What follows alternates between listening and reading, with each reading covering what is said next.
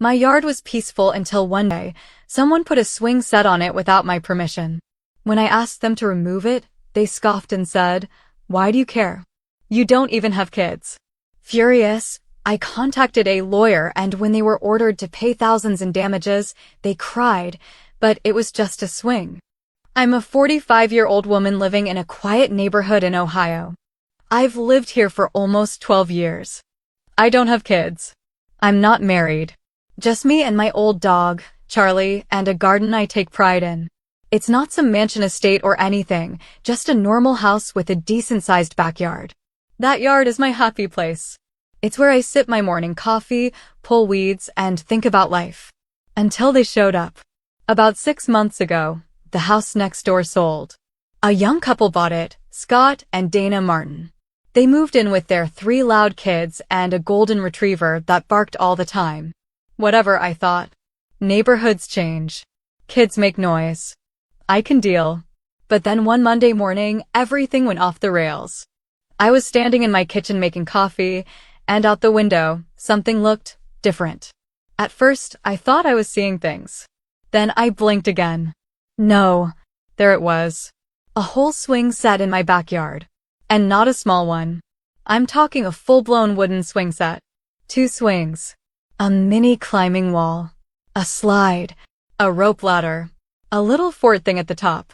It looked like it came from a catalog. It had fresh mulch around it too. Like it had been there for days. I froze. My coffee went cold in my hand. Who the hell put that in my yard? I went outside, still in my robe, walked toward the monstrosity, and saw muddy boot prints around it. Then I heard laughing, kids' voices. The Martin kids came tearing around the side of the house, ran straight past me, and climbed right onto the swings. I stared, stunned. I asked them gently, "Hey kids, where did this come from?" "Daddy built it," one of them yelled before sliding down. A minute later, Dana Martin walked out onto her deck. She waved at me like we were old friends. I didn't wave back. I asked her straight up, "Did you guys build this in my yard?" She gave a little laugh like I had said something cute. "Oh yeah, we put it up this weekend." The kids were so excited. I blinked. "But this is my yard." She looked confused. Then shrugged. "Oh, come on, you've got so much space back there. You don't have kids. You weren't using it." I swear to God, she said that with a straight face. I repeated again, slower this time. "This is my property." She just scoffed and said, "Why do you care? It's just a swing set." Then she called her kids inside for lunch and walked off like the conversation never happened. I stood there for a good 5 minutes, trying to process what had just happened. I took pictures of everything. Then I looked up the property lines again just to double-check. I even dug out the paperwork from when I bought the house. No doubt about it. The swing set was fully on my side. I waited a day before confronting them again. Maybe they'd realize their mistake and take it down. Nope. The next day, more kids were over. I counted 7 of them screaming, jumping, throwing mulch. So I knocked on their door. Scott answered. He looked like he was already annoyed. "Yeah?" I said calmly, "That swing set is on my property. I'm asking you again to take it down." He gave me a smirk. "It's just a few feet, relax." "It's not a few feet. It's 20. And I didn't give you permission." He laughed and said, "Seriously? You're gonna be that person? You're mad about a swing set?" I told him if it wasn't gone by the weekend, I'd call a lawyer. He raised his eyebrows like I'd threatened to burn his house down. "I'd like to see you try," he said, then shut the door in my face. So I did. I contacted a lawyer. Not because I'm some lawsuit-happy person, but because I felt disrespected on a level I can't describe. My yard was being treated like a public park, and these people acted like I was the one being unreasonable. I found a local lawyer, Mr. Jameson, who specializes in real estate and property disputes. I explained everything. Showed him the photos. Showed him the plat map. He told me I had an open and shut case. He drafted a formal letter and sent it to them. Remove the swing set within 10 days or face legal consequences. I thought maybe, this would finally make them take me seriously. Nope. 10 days came and went. The swing set was still there. The kids were still there. Louder than ever. And then, it got worse. They started leaving toys all over the place. Soccer balls, scooters, a damn plastic pool. Their dog started pooping in my yard, and they didn't pick it up. One day I saw a folding chair left near my garden, like someone had just sat there and watched their kids run wild on my lawn. I felt like a prisoner in my own home. Every time I looked outside, someone else was in my yard. I stopped going outside. I stopped gardening. I even stopped drinking my morning coffee by the window. My peace was gone.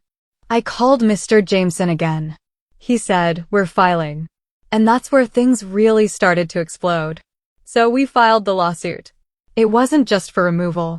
Mr. Jameson suggested we go after damages too, for trespassing, emotional distress, and legal fees. I agreed. I was done playing nice. The papers were served on a Thursday. I watched from my window as the process server walked up to their front door and handed the envelope to Scott. Dana stood behind him, arms crossed. I couldn't hear what they said, but I could see Dana's face go red. She shouted something, slammed the door, then stormed into her backyard, my backyard, and stood there, hands on hips, like she was daring me to come out. I didn't. 2 days later, someone spray-painted the word bitch in big red letters across my garbage bin. I reported it to the police. They shrugged.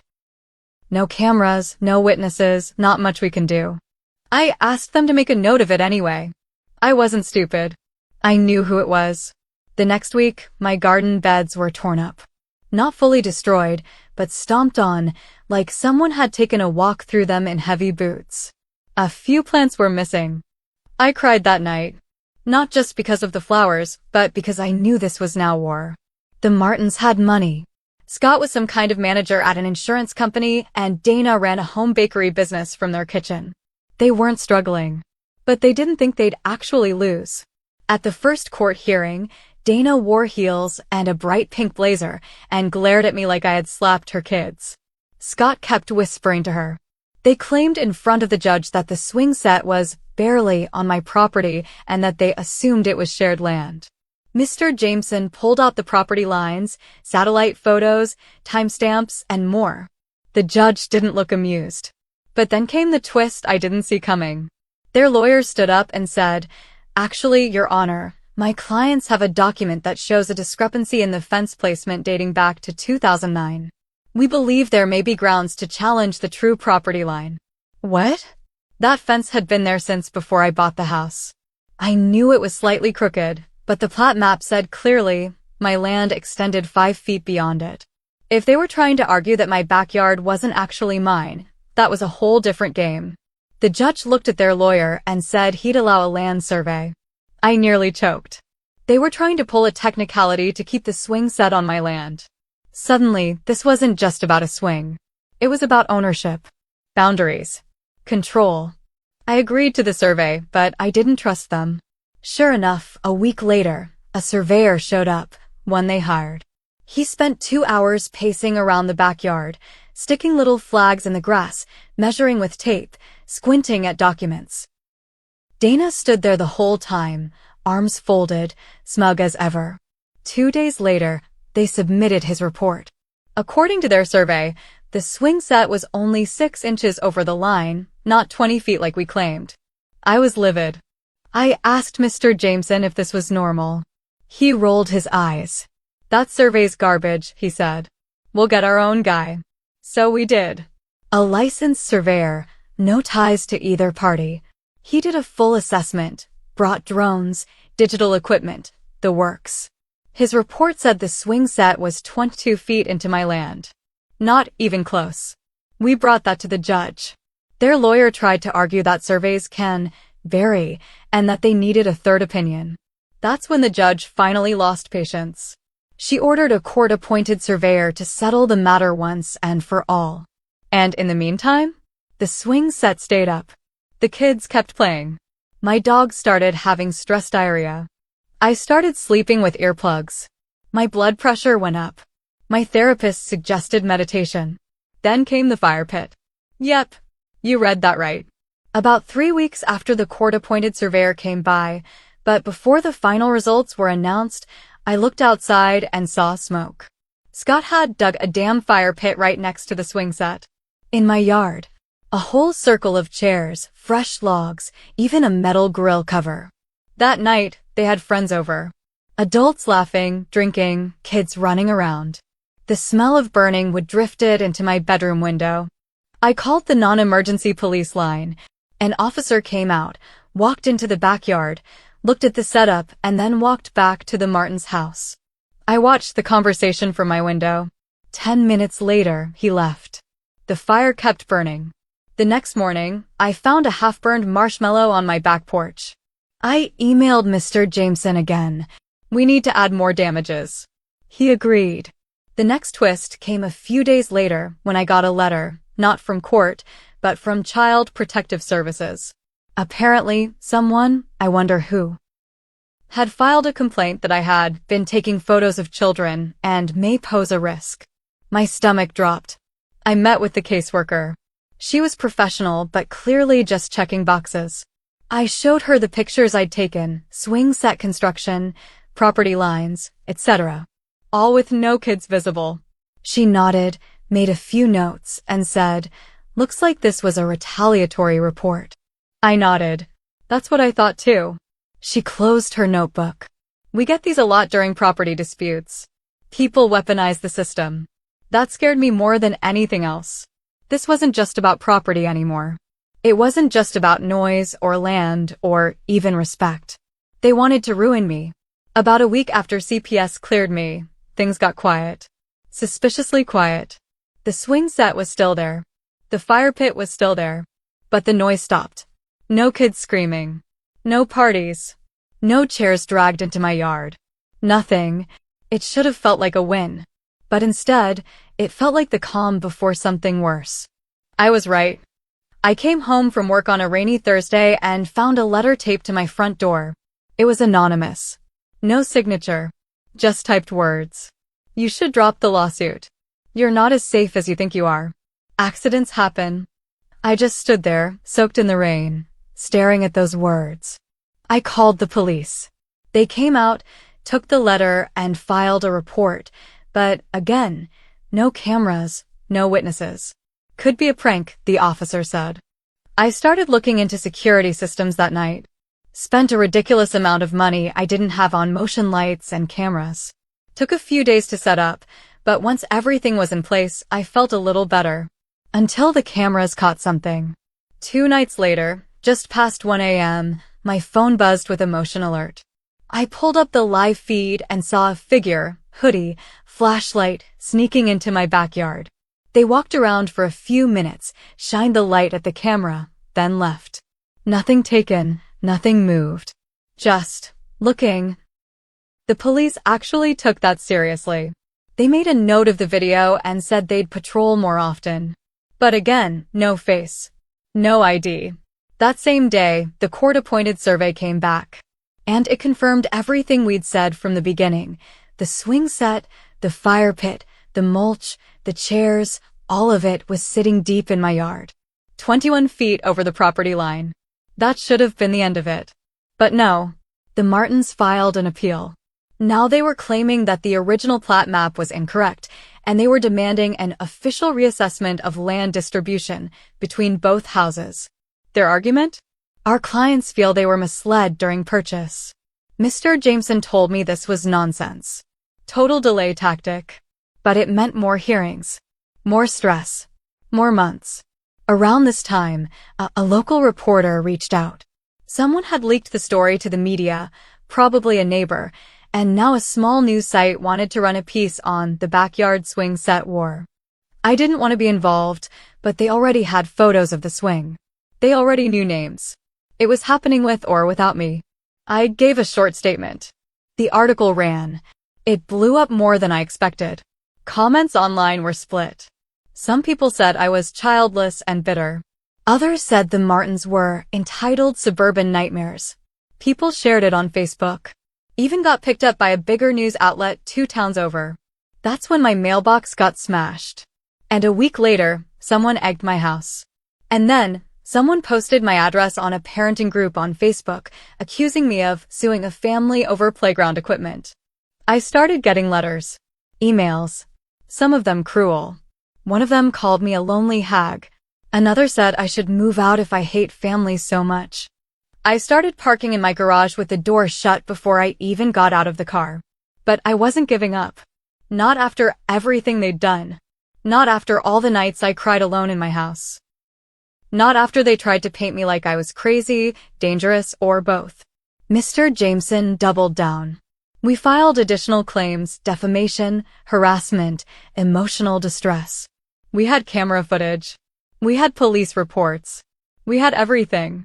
Then, one final twist hit me like a punch to the chest. Turns out, the Martins hadn't even finished paying for the swing set. I found this out because I got a call from the company that built it. Apparently, Dana had listed my address on the paperwork, and when they started getting mail returned, they called me. The guy on the phone was polite. "Sorry to bother you, ma'am, but we were wondering if you could pass a message along to Mrs. Martin. Her final payment is overdue." I blinked. "You mean she hasn't paid you?" "Not the full amount. We received a partial deposit. The rest is still pending." "And she used my address?" "Yes, ma'am." I wrote everything down. "Send it all to Mr. Jameson." He smiled for the first time in weeks. "Let's go for the throat," he said. And that's where we're at now. Court is still ongoing. The Martins are digging in deeper. But so am I. I used to be someone who avoided conflict. I kept to myself. Paid my taxes. Mowed my lawn. Smiled at neighbors. Never wanted drama. Now? I'm a woman with nothing left to lose, except the little piece of peace I've spent years building. The lawsuit dragged for months. By this point, every day felt like war. I'd wake up, check the yard, check the cameras, then check my email for more legal updates. Mr. Jameson was working overtime. He started preparing for a full-blown trial. The Martins were still denying everything. They refused to pay, refused to apologize, refused to move the swing set, even though it had now rotted in the Ohio rain and barely got used anymore. They acted like martyrs, like I was the monster. But then came the hearing. The final one. The court called both sides. It was early spring, chilly but sunny. I wore all black. Dana showed up in another pastel blazer, still trying to look like the perfect mom. Scott looked bored. The judge came in, looked tired of all of us, and said, "I've read everything. I've seen enough. We're ruling today." My heart pounded. She started slow, going over the facts. The surveys. The trespassing. The photos. The reports. Then she said it, the swing set, fire pit, and other structures were installed on Ms. Carter's property without permission. The defendants were repeatedly asked to remove them. They refused. Therefore, the court finds in favor of the plaintiff. I felt like I stopped breathing. The judge ordered the Martins to remove everything from my yard within 10 days, pay for all legal fees, nearly $14,000, pay an additional $5,000 in damages, but that wasn't even the end. Because then the judge looked at me. She said, "While the court sides with the plaintiff on the matter of property rights, we must also address the escalation and behavior of both parties. We are not blind to the public nature of this case, the online attention, and retaliatory actions." She fined me $500 for engaging with the media and contributing to public conflict. It stung, but I took it. I knew I hadn't been perfect. I'd said things to reporters. I'd posted things online. I wanted people to know what was happening, but maybe I added fuel. I accepted my part. Dana didn't. She exploded in the courtroom. Screamed at the judge. Called me a lonely freak. Said this was discrimination against families. She had to be escorted out by security. Scott just stood there, silent, staring at the floor. And then? They didn't pay. 10 days passed. Nothing removed. Nothing paid. Not even a phone call from their side. Mr. Jameson filed for enforcement. We got a court order. Then a crew showed up on my property, hired by the county to rip out every piece of the swing set, fire pit, mulch, chairs. All of it. I watched from my window as they dismantled it, piece by piece. The crew laughed. Said, "This thing's moldy as hell." I didn't say a word. Neighbors gathered. Phones out. Filming. Dana stood in her driveway, sobbing. I didn't feel sorry anymore. She had months to fix this. Scott was gone. Found out later he'd moved out and filed for divorce. Her bakery business? Shut down. Turns out, she'd never filed the right licenses, and the media attention triggered an inspection. She lost it all. Me? I planted a new garden where the swing set used to be. Roses, lavender, sunflowers. It took a while. I still had to deal with online trolls for a bit. But slowly, people forgot. Life went quiet again. Was I petty? Maybe. Did I lose my temper? Yeah, at times. Did I make mistakes? Absolutely. But I fought for what was mine, and in the end, all it took was one swing set to break the illusion of nice neighbors forever. My yard is peaceful now, and this time, everyone knows to stay out of it.